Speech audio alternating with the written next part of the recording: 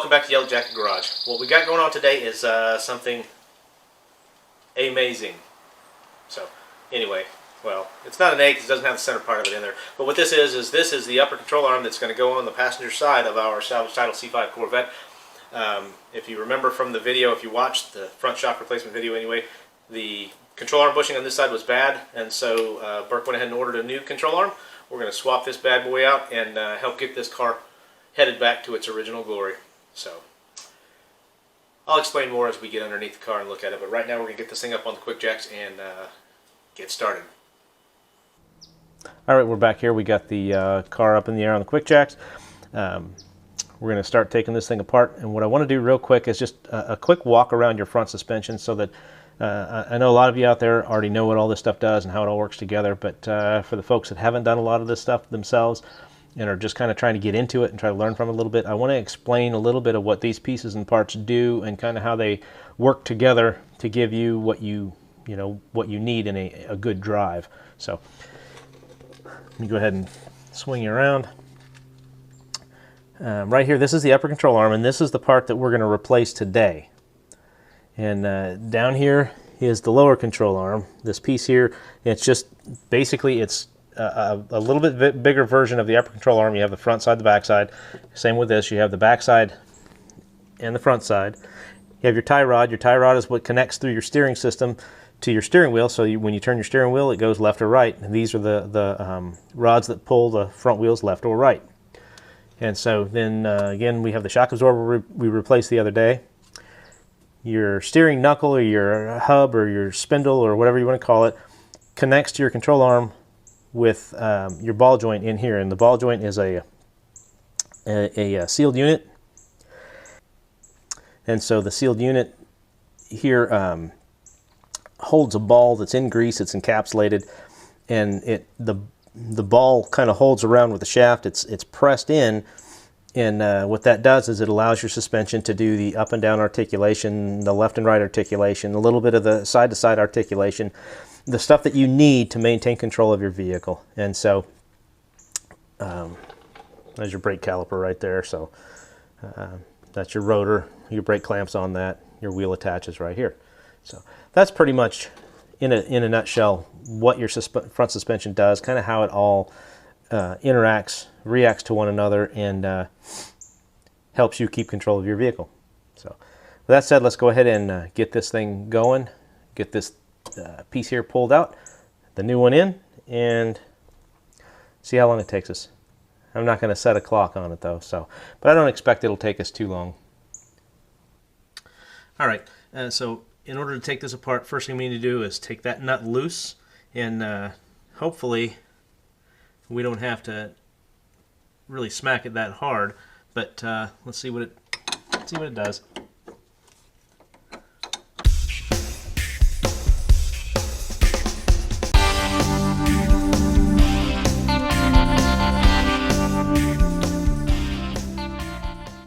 Okay, that wasn't very helpful. I know my arm was in the way. Oftentimes when you're pulling a ball joint loose, the shaft in the center of it will spin with the ball in there, or it'll get kind of lodged in this tapered seat that's inside here. Well, it seems to me that this one is actually playing nice and is still got the pressure on. So what I'm going to do is I'm going to put a jack underneath down here. You can't see it. Anyway, at the bottom side of the knuckle, I'm going to put a jack underneath there so that when we loosen this up, it doesn't go shooting out, because it's under a lot of pressure with the spring and everything else. And so basically what we want to do is try to pull this apart without damaging any parts, without breaking anything. And so let me grab the jack, get it in place, and then we'll go ahead and take this nut the rest of the way off and see what we get. Okay, spoke too soon.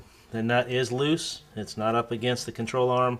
And so what I'm going to do is get a big hammer, and we're going to smack it right there in hopes that it lets that arm go loose or separate from there, and then we can separate these two pieces in a controlled environment. I do have a jack underneath the bottom side of the suspension, underneath the lower control arm.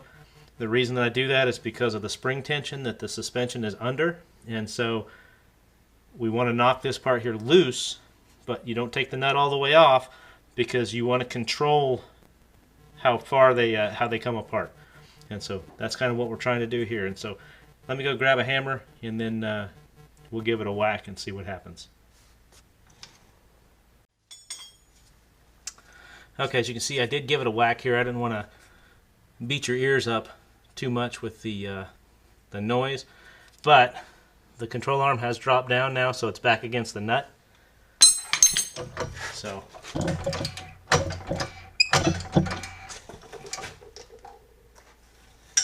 get it up, and let's go ahead and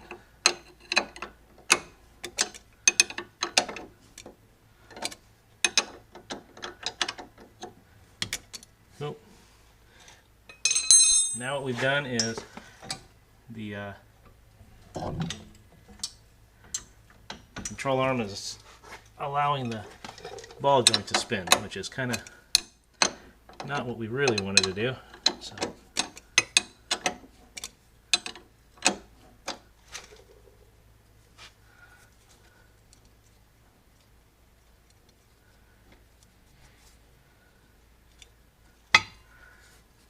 do this, I can feel the bottom side of it.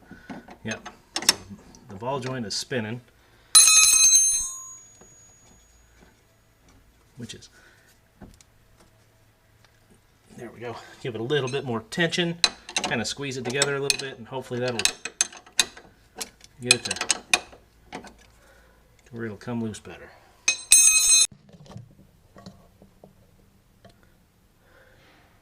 Okay, apparently somewhere in the process I shut the camera off, or the camera shut itself off, and so I'm going to go ahead and do the best I can to show you what was going on. Not sure exactly where we will be in the footage. The upper control arm is loose now. I was talking about this seat in here, that the ball joint here, you can see it's tapered, and it goes into that hole, which is also tapered, and so that it creates that tapered seat. The nuts on the bottom side that bolts it all together. This is the ball joint here. And that tapered seat gives it a good machine finish, and so it's a good tight fit. So that's how those two go together. Now we're going to take out this bolt, this bolt, this bolt, this bolt, pull the control arm out, and that should be that. Now I'm going to pay attention to, there are shims behind that for the alignment and whatnot. I'm going to pay attention to those shims and put them back in the same spot that they're in, knowing full well that the alignment is going to be off no matter what, but at least that'll be as close to the way it was before as we can get it. So let's pull that thing apart and see how it looks behind there. Alright, these upper bolts up here are 15 millimeter. I'm going to go ahead and use my electric impact to take them apart. So anyway, let's get these things pulled apart and get this control arm out, get the new one in.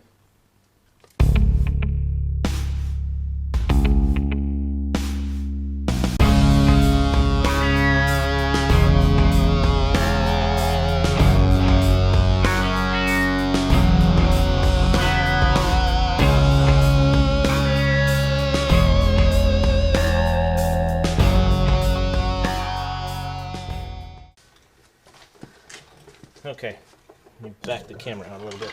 Hopefully we can see this. This control arm is actually bent. See, the plane of this one comes across. This one is twisted in a little bit and kind of pushed back. And so that's probably a little bit of accident damage. That's something that should have been replaced, but clearly was not. So let's see how this new one goes in. It may be a little bit more difficult, but hopefully not. Let's see what happens. Alright, let's go ahead and get this thing put back in here. Hopefully we can get it all to line up the way it should. With any luck.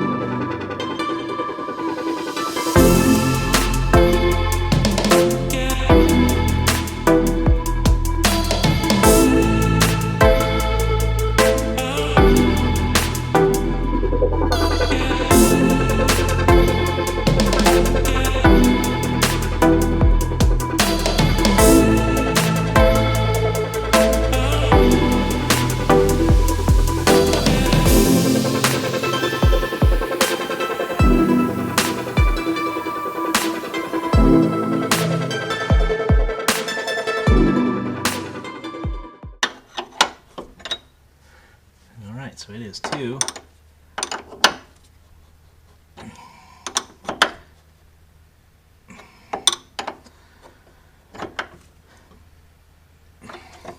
Tight.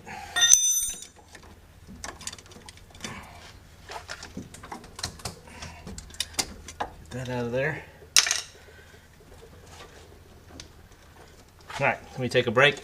I'm going to get the torque specs real quick, and then we'll get that sucker torqued down to what it needs to be, and we'll go ahead and get those top bolts, make sure they're torqued right.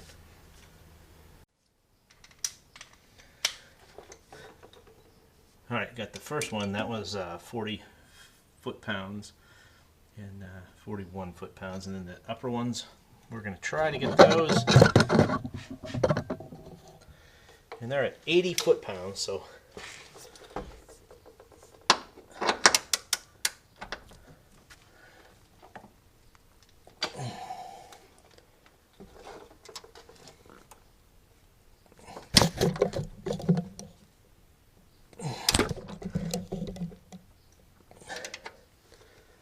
alright, I can't do that with the camera in the way, so I'm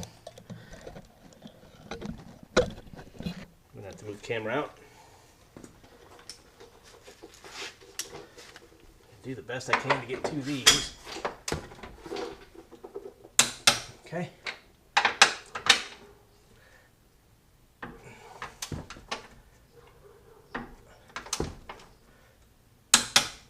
There we go.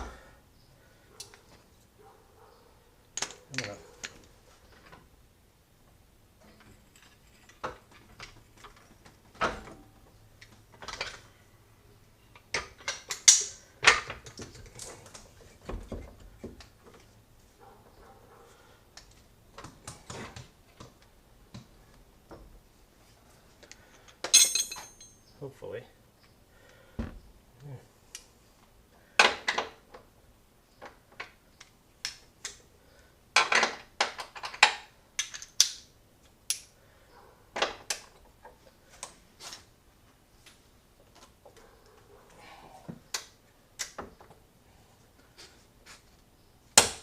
Okay.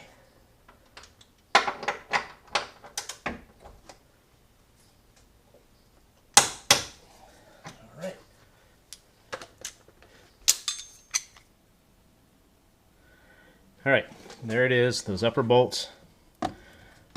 Set the light down. Those there, they're torqued down to the proper spec. It looks like everything is in there, kind of how it should be.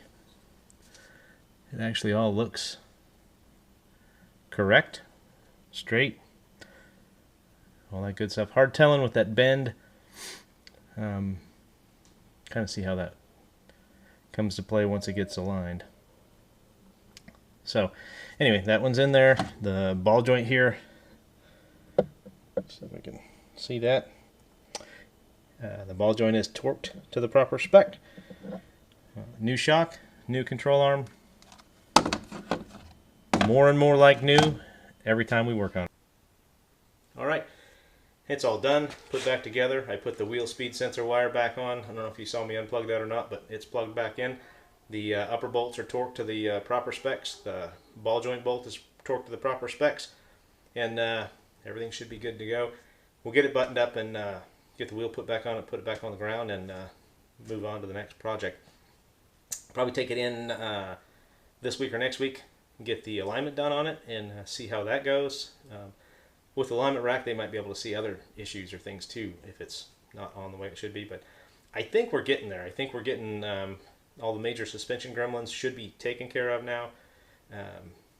But we'll see. We'll see if anybody else can point some other things out that we need to fix. But other than that, it's all good. Wasn't a bad project.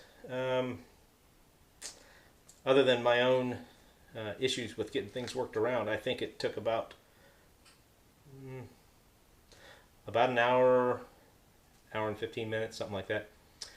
So if I'd have gone start to finish and not had to worry about the cameras and stuff like that, then it would have gone a lot quicker than that. So less than an hour, I would say, start to finish.